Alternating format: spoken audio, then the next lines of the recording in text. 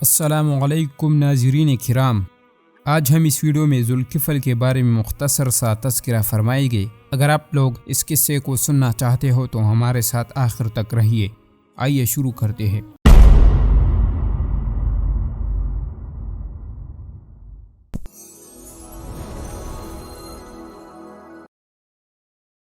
یہ بات یاد رکھنا چاہیے کہ ذوالکفل جمہور علماء کے مطابق اللہ تعالیٰ کا نبی تھا۔ حضرت ذوالکفل علیہ السلام حضرت ایوب علیہ السلام کا بیٹا تھا، جس کا اصل نام بشر بن ایوب علیہ السلام تھا۔ بعض علماء کا کہنا ہے کہ آپ نبی نہیں تھے بلکہ ایک نیک آدمی اور انصاف پسند حاکم تھے۔ آپ علیہ السلام کے اسم کا وجہ تسمیہ یہ ہے کہ آپ نے اپنی قوم کی رہنمائی اور ان میں انصاف کرنے کی ذمہ داری اٹھائی تھی، اس لیے وہ ذوالکفل یعنی ذمہ داری اٹھانے والا کے نام سے مشہور ہوئے۔ چونکہ آپ علیہ السلام اکثر لوگوں کی کفالت بھی کرتے تھے، اس لیے آپ کا نام ذوالکفل پڑ گیا۔ حضرت مجاہد سے روایت ہے، انہوں نے بیان کیا ہے کہ جب حضرت عیسیٰ علیہ السلام بوڑھے ہو گئے تو آپ نے فرمایا، کتنا اچھا ہو کہ میں اپنا ایک نائب مقرر کر دوں جو میری زندگی میں ان پر حکومت کرے، تاکہ میں دیکھ لوں کہ وہ کیسے کام کرتا ہے۔ اگر مناسب معلوم ہو تو اسے اپنی وفات کے بعد کے لیے اپنا نائب مقرر کر دوں۔ آپ نے لوگوں کو جمع کر کے فرمایا، جو شخص میری طرف سے عائد کردہ 3 ذمہ داریاں قبول کرے گا میں اسے اپنا خلیفہ مقرر کروں گا۔ وہ کام یہ ہے کہ دن کو روزہ رکھے، رات کو قیام کرے اور غصہ نہ کرے۔ ایک آدمی جو دیکھنے میں بالکل معمولی سا لگتا تھا اٹھا اور بولا، میں ذمہ داریاں قبول کرتا ہوں۔ فرمایا، تو دن کو روزہ رکھے گا، رات کو قیام کیا کرے گا اور غصے میں نہیں آئے گا۔ اس نے کہا، جی ہاں۔ اس دن آپ نے اسے واپس کر دیا اور اپنا خلیفہ نامزد نہیں کیا۔ دوسرے دن آپ نے پھر یہی اعلان فرمایا، سب لوگ خاموش رہے۔ اسی آدمی نے اٹھ کر کہا، میں۔ آپ نے اسے اپنا خلیفہ مقرر کر دیا۔ ابلیس شیطانوں سے کہتا تھا، اس شخص کو قابو کرو، لیکن سب شیطانوں سے گمراہ کرنے میں اور اس سے وعدہ کے برعکس کوئی کام کرانے میں ناکام ہو گئے۔ ابلیس نے کہا، مجھے اس ذوالکفل سے نبٹنے دو۔ وہ ایک انتہائی بوڑھا فقیر بن کر آپ کے پاس اس وقت آیا جب آپ دوپہر کے وقت آرام کرنے کے لیے لیٹ گئے تھے۔ آپ دن رات میں صرف ایک بار اس وقت سویا کرتے تھے۔ اس نے دروازہ کھٹکھٹایا۔ آپ نے فرمایا، کون ہے؟ اس نے کہا، ایک مظلوم ضعیف بوڑھا ہوں۔ آپ نے اٹھ کر دروازہ کھول دیا اور وہ اپنی کہانی سنانے لگا۔ اس نے کہا، میرا اپنی قوم کے لوگوں سے جھگڑا چل رہا ہے، انہوں نے مجھ پر ظلم کیا ہے اور یہ کیا اور یہ کیا۔ وہ بات کو طول دیتا چلا گیا حتیٰ کہ کلولے کا وقت گزر گیا اور عدالت میں جانے کا وقت ہو گیا۔ آپ نے بوڑھے سے فرمایا، جب میں عدالت میں بیٹھوں گا تو تجھے تیرا حق دلوا دوں گا۔ آپ عدالت میں آ کر اپنے مقام پر بیٹھ گئے۔ آپ نے ادھر ادھر دیکھا مگر بوڑھا کہیں نظر نہ آیا۔ اگلے دن بھی آپ لوگوں کے مقدمات سنتے اور فیصلے کرتے رہے اور اس بوڑھے کا انتظار کرتے رہے، لیکن وہ نظر نہ آیا۔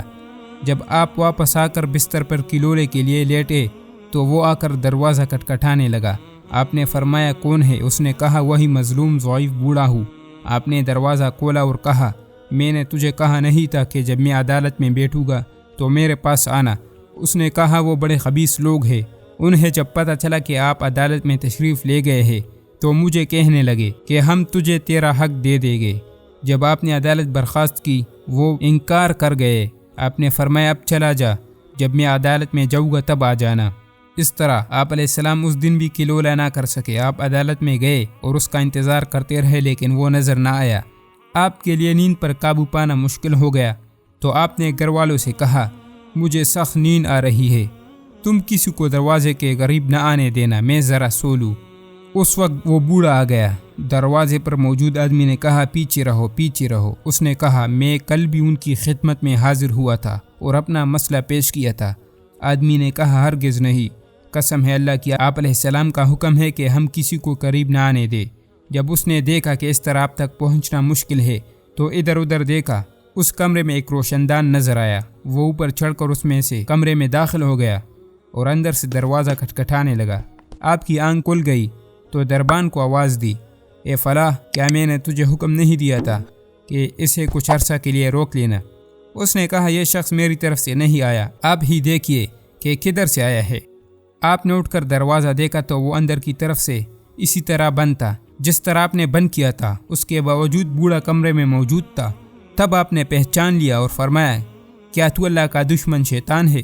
اس نے کہا ہاں، آپ نے میری ہر کوشش ناکام بنا دی تھی، اس لیے میں نے آپ کو غصہ میں لانے کے لیے یہ سب کچھ کیا۔ اسی وجہ سے اللہ تعالیٰ نے آپ کا نام ذوالکفل رکھا، کیونکہ آپ نے ایک ذمہ داری اٹھائی اور اسے نبھا کر دکھایا۔ حضرت ابو موسیٰ اشعری رضی اللہ عنہ نے منبر پر کھڑے ہو کر یہ ارشاد فرمایا ذوالکفل نبی نہیں تھے، لیکن ایک نیک آدمی تھے جو روزانہ 100 نمازیں پڑھا کرتے تھے۔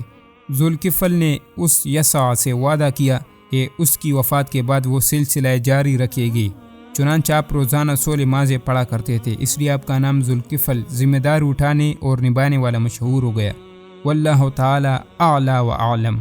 جب ذوالکفل قریب الموت ہو گئے تو قصص الانبیاء ابن کثیر کے مطابق آپ علیہ السلام کا عمر 75 سال تھا، اور علامہ ابن جریر کے مطابق آپ علیہ السلام کا عمر 95 سال تھا۔ آپ علیہ السلام نے اپنا جانشین مقرر کیا جو آپ کا بیٹا تھا۔ اس کے بعد ذوالکفل اس دنیا فانی سے کوچ کر گئے۔ اس نشست کا اختتام اب ہونے والا ہے، آئندہ گفتگو جاری رہے گی جس میں حضرت شعیب علیہ السلام کا ذکر ہوگا۔